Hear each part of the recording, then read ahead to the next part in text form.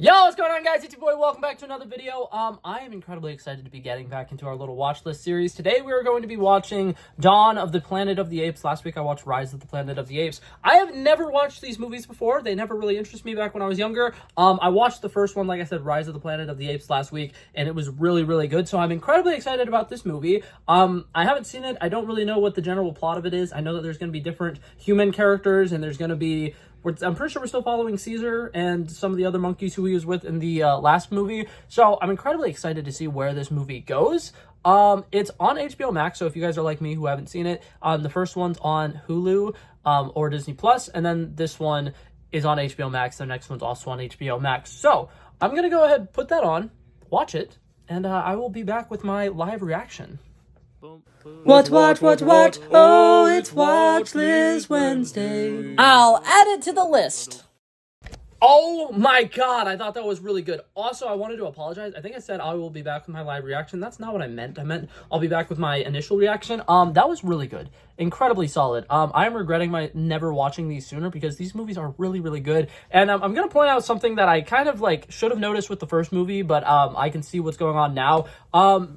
This movie is really, really good, and it kind of I'm not gonna say steals. It kind of has a very similar storyline. Oh wait, that's right. These are based off of movies from the 70s. So the 70s might have actually been before the book I'm thinking about came out. But this is reminding me a lot of a book that I had to read for school called Animal Farm by George Orwell. If you've never heard of it, the overall plot is there are these farmers who are out there and they're treating their animals really, really poorly, and then eventually some of the pigs rise up, have a rebellion, and then by the end of the movie the pigs have basically just taken the spot of the humans, and they're still just kind of creating this cycle of there being a dictatorship, and then eventually whenever somebody rises up and they become the person in power, they abuse that power and become a dictator as well. And that kind of seems to be a very similar thing that they're going for here with the main kind of villain of this story. I think that is it Kobo? I think it's Koba. Koba sounds correct. I'm gonna be totally honest. I was really thrown off because I was reading his name a lot instead of actually hearing his name. So I kept accidentally calling him Kuba from Kuba and the Two Strings, and it was throwing me off so much. But overall, I thought that villain performance was absolutely incredible. He automatically is skyrocketing to the top of my list with the greatest supervillains of all time. I think that he's up there with characters like Scar. In my opinion, I think that he's one of the best Disney villains of all time, and he reminded me so much of Scar, and I absolutely loved it. The fact that he kind of reminds me of I'm going to compare this to superhero stuff right now, and you guys might get really annoyed by this, but he kind of reminds me a lot of in superhero stuff, I think The Boys is probably a great example of it. There's sometimes this divide between superpowered beings and unsuperpowered beings.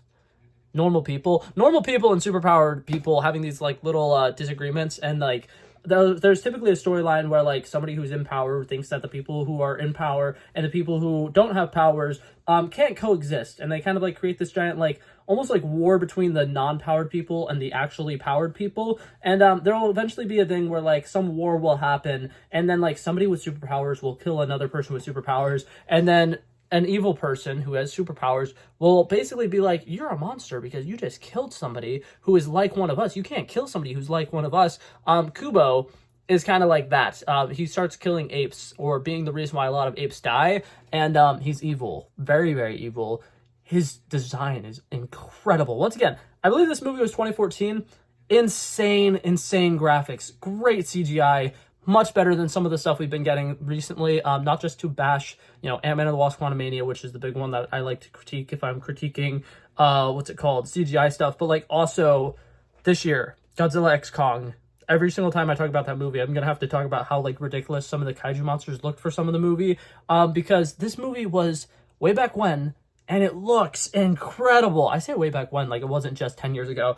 But still, absolutely fantastic. I think I've seen some of the best cinematic shots I've seen in a really, really long time in this movie, and I don't even understand how they record that, but it's so impressive to me. Matt Reeves directed this. I did not know that. I'm wondering if that's part of the reason why they're on different streaming services, because I did a little bit of research. Matt Reeves directed this one and the next one, but somebody else directed the first one, and I think that he did a really good job with taking the torch and kind of making it his own thing without it feeling drastically different. Like, I think that that's kind of something that some franchises have problems with, where they'll have like, okay, this guy's going to direct the first two, and then somebody's going to come in and direct the third one, and the third one feels like a completely different movie with different character archetypes because that person has a completely different style, and it just doesn't mesh well. I think that Matt Reeves did a good job of like bringing in his really good cinematography, creating characters that I think work incredibly well, and not ruining anything from the first movie. In fact, there's even some sequences that pay homage to the first movie, and I absolutely love the fact that we have a sequence where Caesar is taken back to his childhood home. He gets to kind of reminisce on some of the good humans in his life, and it helps him see the beauty in humanity again, because that, at the end of the day, is one of the most fascinating things to me about these movies. I wasn't expecting that. I was expecting these movies to be only apes. We were only going to be following the monkey characters. We weren't going to be having any interactions with the human beings. So the amount of human like input in these movies has been mind-blowing to me. And I think the fact that they're doing a great job of kind of shining a light on the worst and best sides of society and, you know, humanity is incredible. I think that they're doing such a good job. And I really like it because they're mirroring it with the apes incredibly well, which is also fantastic, because they're showing like not all humans are terrible, not all apes are good, because in this movie, it kind of feels like they're definitely trying to fully set up the fact that, like, the apes are the good guys here. We want the ape guys to win or whatever. But obviously, as human beings watching this movie, we're going to be thinking, the human characters deserve to live. They're great. They're doing fantastic. And I think that they just do such a good job of having Caesar and Malcolm, our main human character, kind of come together and realize that, like, the other ones aren't that bad. And them being able to trust each other, them having, like, sharing handshakes and, you know, being like, I trust you. You're a good man. You're a great human. Stuff like that. Really beautiful stuff. I'm absolutely loving the characterization here. I'm loving the cinematography. I'm loving the CGI. Absolutely fantastic. To talk about the shots that I was talking about earlier, though, the really good cinematic shots.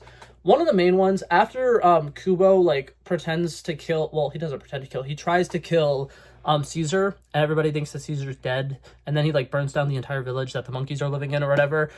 There's a shot where Koba goes up to, did Caesar's son have a name? But either way, he goes up to Caesar's son and he says, "We will avenge your father." And like he puts his hand on his shoulder, and then you just kind of watch them share this like little moment in silence while the village is burning down behind them. And it is such a beautiful shot. It is incredible. I absolutely love that. There's some captivating lines, once again, some shocking moments where like apes speak for the first time and their first words are like really, really important. Once again, Caesar's son being like, "Father, let me help you," or whatever he says. Awesome. What was that face I just made? That was terrible. I couldn't see it because I closed my eyes, but I'm sure that was a terrible face. I'm so sorry. But yeah, that stuff was fantastic. Huge fan of that. Another thing that I like about this, I am a sucker for post-apocalyptic worlds, and worlds where like there's like groups of survivors who are obviously a bunch of different people who have very different backgrounds who just happen to kind of come together and create this new like found family dynamic. But obviously some of them are a little more rough around the edges, and they're like, it's the end of the world. We have to be aggressive as hell. And there being the people like Malcolm who are like, let's be careful. We can probably talk this through. Let's you know, not go in guns blazing. That's a terrible idea. I love the dynamics here. I think all the human actors do a really good job. Once again, Andy Serkis absolutely kills it. I don't know the actor who does Koba. Like, I don't know if the actor who voices him is also, like, doing the mocap like Andy Serkis is. But that's another incredible performance. Like I said, after watching this movie, I think he definitely deserves a spot with, like, some of the greatest villains of all time. He is absolutely incredible. He's captivating. He's so manipulative. The scene where he first pretends to be like a really dumb monkey to kind of like get close to the humans who have the guns, absolutely terrifying, because you can see like the moment he goes from being dead serious and being like, you know, his actual character to just messing around, and then like they tell him to go run away or whatever, and they like, you know, let him go, and Koba immediately turns back onto his like serious face, and it's like that transition from being a silly, goofy, pretending to be a fun little monkey to being the dead serious, like, little monster that he is, that was cool. That was epic. I love that. But yeah, overall, really big fan of this movie. I think it did a lot of interesting stuff. Like I said, with the Animal Farm connection, I don't know why it took me so long to put two and two together, but, like, the fact that they are putting humans in cages, and then on top of that, putting some monkeys in cages again because they just don't agree with your politics or whatever. It's crazy. I think that this movie is so well done, so well written. Definitely would recommend checking it out if you haven't. If I was to give this movie a rating on a scale of 1 to 100, I'd probably give this one another like 96, 95. It's really, really good. I didn't have any problems with it. I think that they do a really good job of introducing a bunch of characters who have a bunch of different backstories without having to like include a bunch of flashbacks or include a bunch of scenes where they're talking about their past or anything like that. You can basically get everybody's kind of idea of what they are based off of like one scene of them talking around a campfire and like a couple of scenes with them like looking at photographs of things that have happened in the past.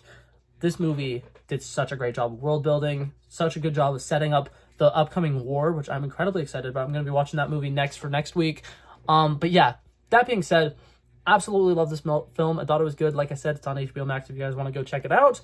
But that being said, it's going to be it for this video, guys. Thank you guys so much for coming by and checking it out. I love and appreciate you guys so much for watching. And if you liked it, feel free to like and subscribe. And I'll hopefully see you guys in the next one. Peace out.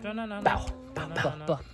Back at it again, but that's a relevant flow. So smooth, they calling me Mr. Elegant. Like an elephant, I got a long nose. Like a president, I've got a few hoes. Swift with a stutter, I'm smooth like butter. Don't see it coming when I slip undercover. Like a big dog, but I don't bite. I'm still a big broad, I'd win that fight. Come match you and I knock out your lights.